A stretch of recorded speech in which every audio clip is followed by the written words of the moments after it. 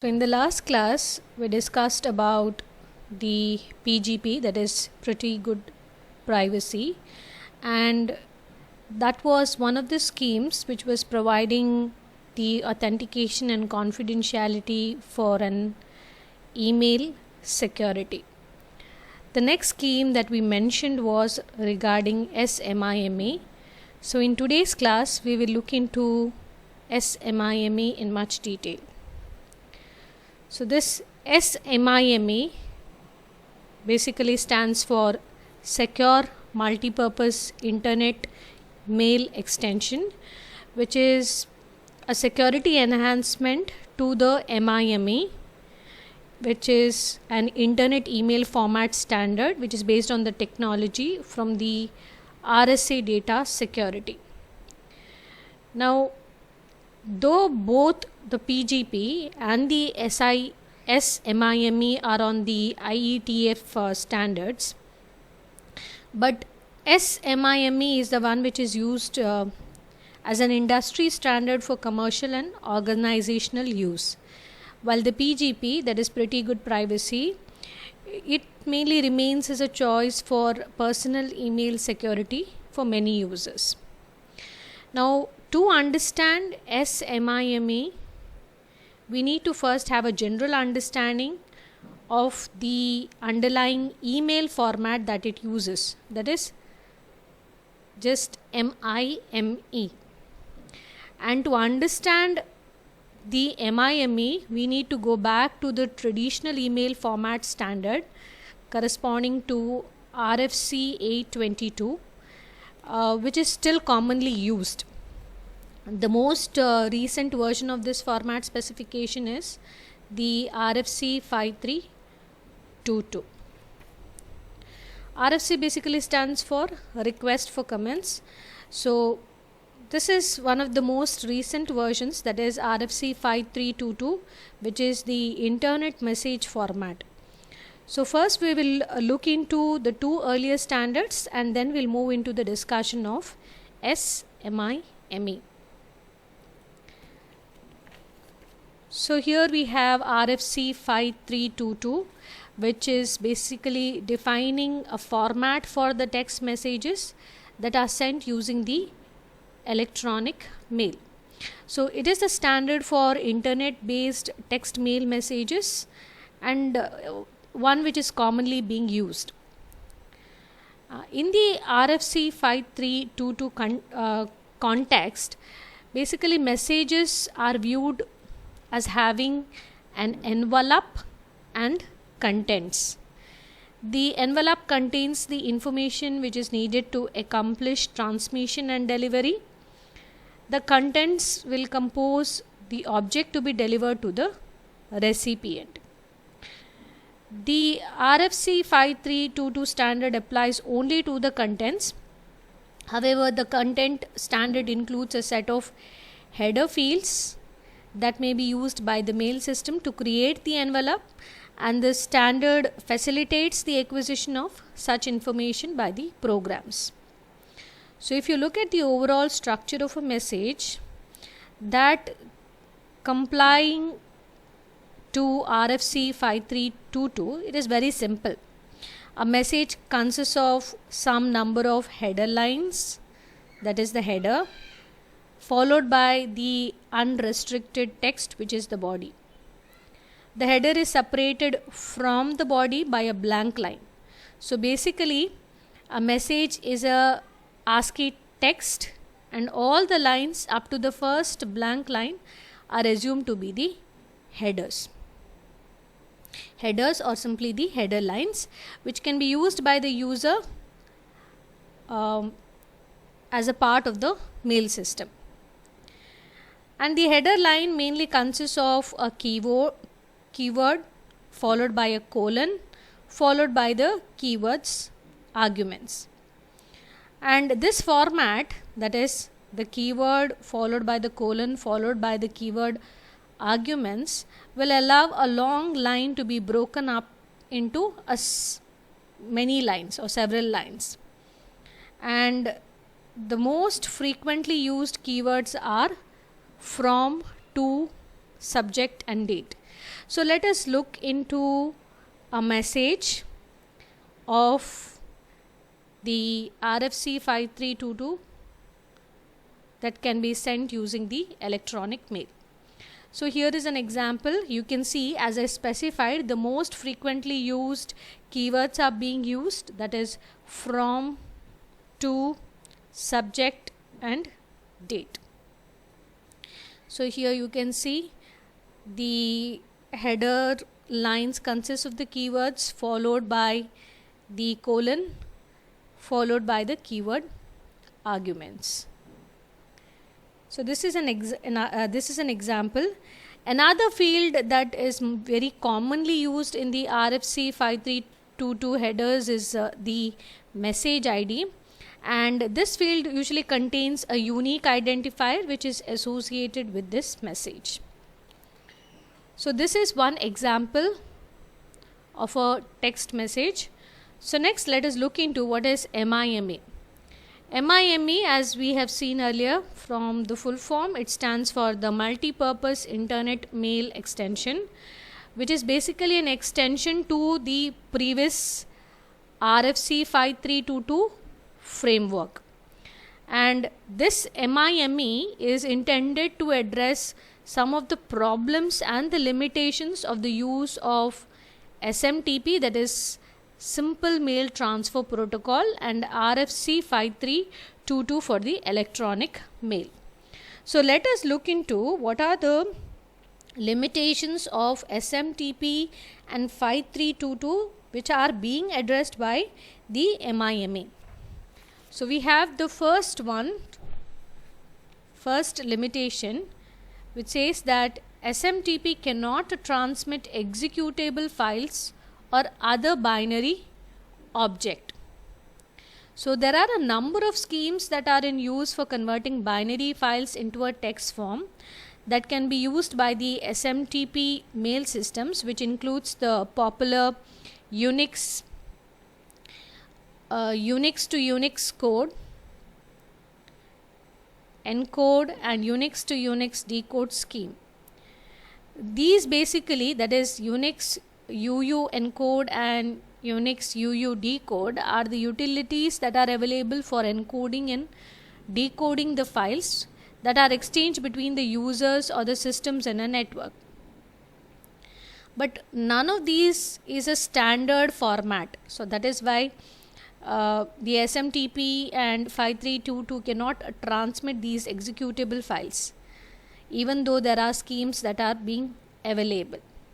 The second limitation is that the SMTP cannot transmit text data that includes national language characters, because these are represented as 8-bit codes with values of 128 decimal or higher.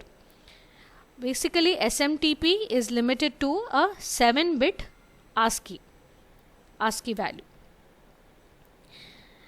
The third limitation is that the SMTP servers may reject mail messages over a particular size. So that is the third limitation. The fourth limitation is that the SMTP gateways that translate between the ASCII, that is the American Standard Code for Information Interchange, and the character code EBCDIC, which stands for the Fully Extended Binary Coded Decimal Interchange Code, do not use any consistent set of mappings, which will result in the translation problems. So that is the fourth limitation. Fifth limitation includes that SMTP gateways to X.400 electronic mail networks cannot handle the non-textual data that is included in the X.400 messages.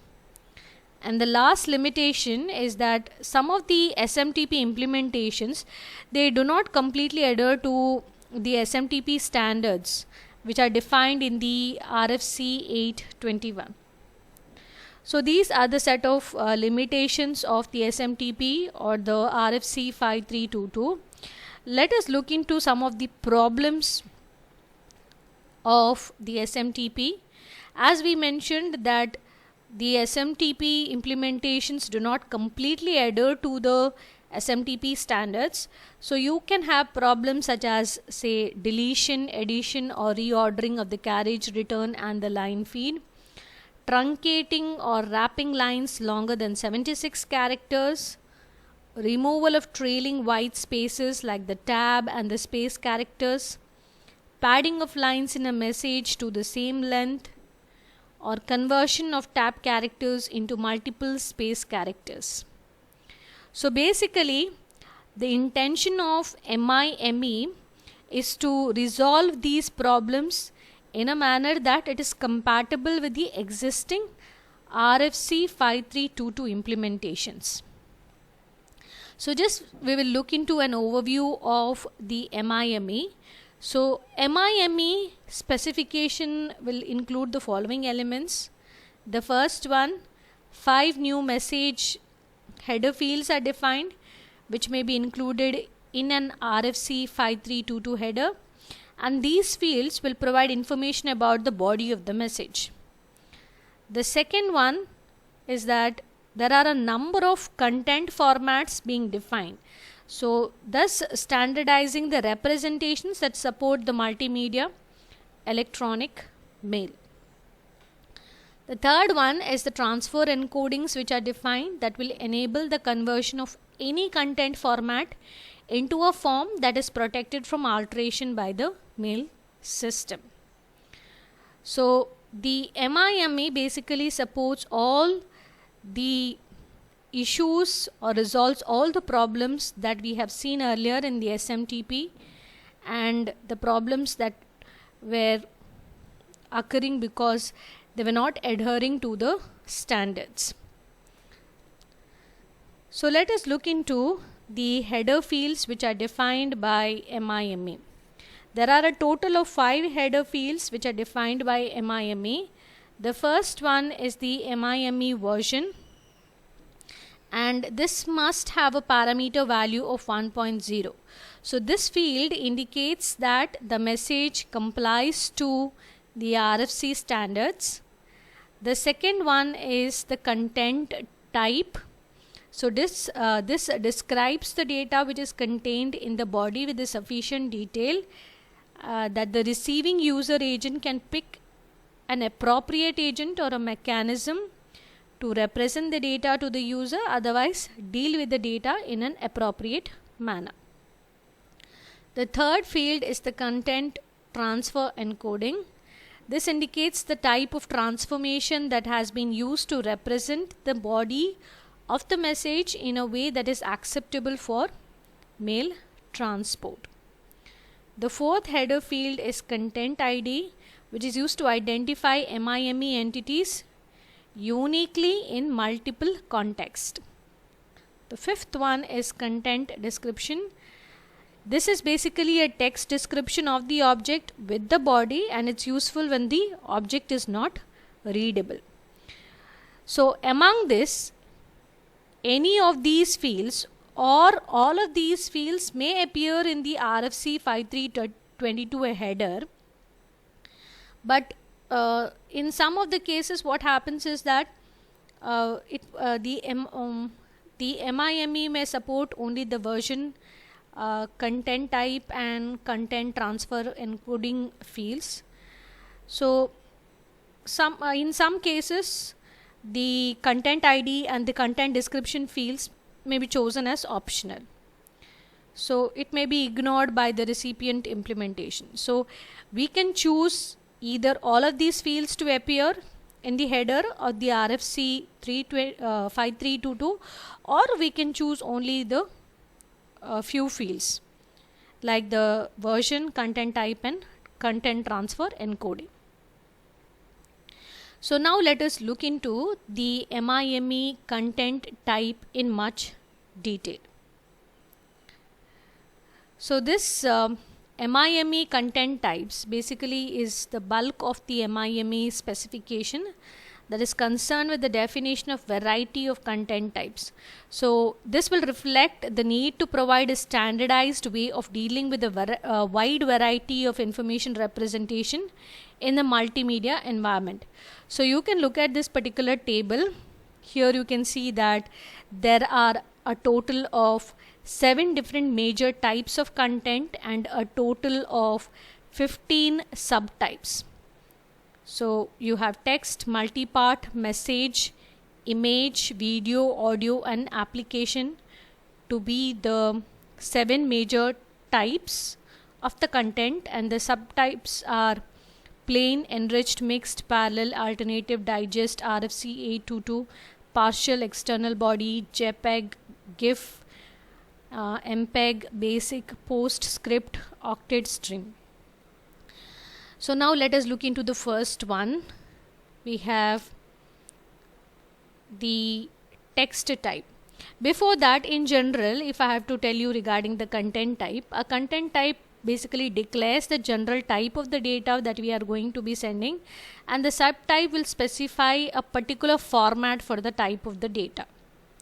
So type basically corresponds to the type of the data that we are going to send, and the subtypes will specify the particular format for that type of data. So first one, we have text. So here for the text type of the body, we do not require a special software to get a full meaning of the text aside from the support of the indicated character set. So here the primary subtype is the plain text, which is simply a string of ASCII characters. Then we have the enriched subtype, which will allow for greater formatting flexibility. In the multi-part type, this basically indicates that the body contains multiple independent parts. So the content type header field will include a parameter which will be called as a boundary that will define the delimiter between the different body parts, and this boundary should not appear in any parts of the message. So each boundary starts on a new line and consists of 2 hyphens followed by the boundary value. The final boundary, which will indicate the end of the last part, also has a suffix of 2 hyphens. Within each part there may be an optional ordinary MIME header. So let me just quickly show you an example of a message which contains 2 parts, both consisting of a simple text. So here is a multi-part message.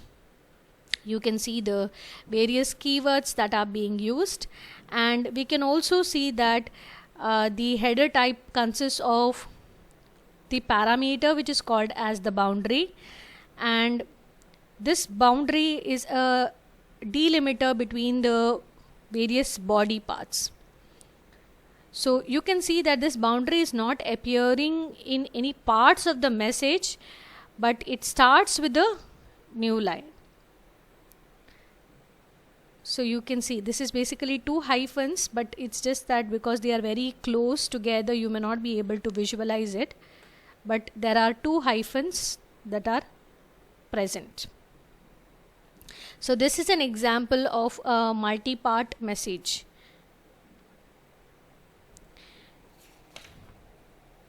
Now we have the remaining 4 subtypes of the multi-part type. So you can see the syntax that has been specified. So you have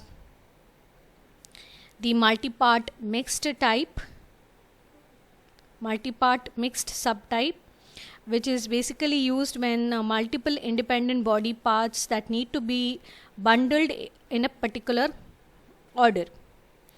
So for the multi-part parallel subtype, the order of the parts is not significant. If the recipient system is appropriate, the multi-parts can be presented in parallel. So in order to show this, there is another example. So you can see here a picture. This is an example of a message wherein a picture or a text part is accompanied by a voice commentary that is played while the picture or the text is being displayed. So this is actually corresponding to multi-part alternative subtype. So the various parts are different representations of the same information. So you have various keywords being used, then you have the boundary. So these are the various parts, but they correspond to the different representations of the same information. So heading back to MIME content types. So if you look at this, in this particular subtype, the body parts are ordered in terms of the increasing preference. So for as an example, if I have to specify, if the recipient subsystem is capable of displaying the message in context, in the context which is enriched format, so this can be done. Otherwise the plain text format can be used. So the last one that we have here is the multi-part digest subtype, and in this each of the body part is interpreted as RFC 5322 message with the headers. So this subtype will enable the construction of a message whose parts are individual messages. So for example, the moderator of a group might collect email messages from the participants, bundle these messages and send them out in one encapsulating MIME message. So I do not have the example to show you, but in this case mainly all the email messages from the participants are collected, they are bundled, and then they are encapsulated as a single MIME message. Then we have the next content type, which is the message. So this message type provides a number of important capabilities in the MIME. So the message under this we have RFC 822. So this subtype will indicate that the body is an entire message, including the header and the body. So despite the name of this subtype, the encapsulated message may not be the only a simple RFC 5322 message, but it also could be any of the MIME messages. Under the message content type, we also have partial subtype. So this will enable fragmentation of a large message into a number of parts which must be reassembled at the destination. So for this subtype, 3 parameters are specified. That is content type, message, partial field, which is an ID which will be common to all the fragments of the same message, a sequence number which will be unique to each fragment, and the total number of fragments. Then under the message content type, you also have external body subtype, which will indicate that the actual data to be conveyed in this message are not contained in the body. So instead the body contains the information which is needed to access the data. So as with other message types, the message external body subtype has an outer header and an encapsulated message with its own header. So the only necessary field in the outer header is a content type field, which will identify this as a message external body subtype. Then we have the inner header for the message content type. So here you can see that the message header, this inner header will be for the message header for the encapsulated message. So the content type field in the outer header must include an access type parameter which indicates the method of access, such as file transfer protocol. Then these formats, content types are very much clear because we have been using them regularly. We know under image we have JPEG, we have GIF. Under video mainly the subtype would be the MPEG. Audio is basic. The next one that we have is application. So this application content type basically refers to other kinds of data, typically either uninterpreted binary data or information to be processed by the mail based application. So PostScript basically means it's an Adobe PostScript format. Octet stream meaning general binary data, which will consist of 8-bit bytes. So this is regarding the MIME content types that we looked into, which is also one of the 5 header fields of the MIME. Next we will look into the MIME transfer encodings. So this is one of the major component of the MIME specification, in addition to the content type specification that we just now saw. And this is basically a definition of the transfer encodings for the message bodies. So the objective is to provide a reliable delivery across the largest range of environments. So if you look at the MIME standard, so this defines various methods for encoding the data, and here you can see the various content transfer encoding fields that are being shown. So if you look at the methods, we usually classify the transfer encoding methods as content transfer encoding, and then we also have the quoted printable transfer encoding. So the content transfer encoding field can actually take up on 6 values, but among them the 3 of the values can be 7-bit, 8-bit and binary. So these values will indicate that no encoding has been done, but provide some information about the nature of the data. So for SMTP transfer, it will be safe for us to use the 7-bit form. The 8-bit and the binary forms may be usable in other mail transport contexts. So another important content transfer encoding value is the X token, which indicates that some other encoding scheme is used for which a name is to be supplied. So this could be a vendor specific or application specific scheme. Now other two encoding schemes, that is quoted, printable and base 64. So these two schemes are defined to provide a choice between the transfer technique that is essentially human readable and one that is safe for all types of data in a way that is reasonably compact. So if you look at the quoted printable transfer encoding, this is useful when the data consists a large set of octates that correspond to the printable ASCII characters.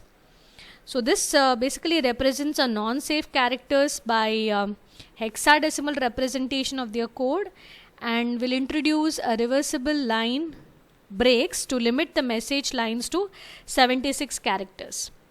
The next encoding scheme that we have is base 64 encoding, and this is also known as the radix 64 encoding, which is common one for encoding the arbitrary binary data in such a way as to be not vulnerable to the processing by mail transport programs. So this base 64 we have also seen in the PGP, that is pretty good privacy, which is also called as the radix 64 encoding. So this is all regarding the MIME transfer encodings, and previously we saw the MIME content types.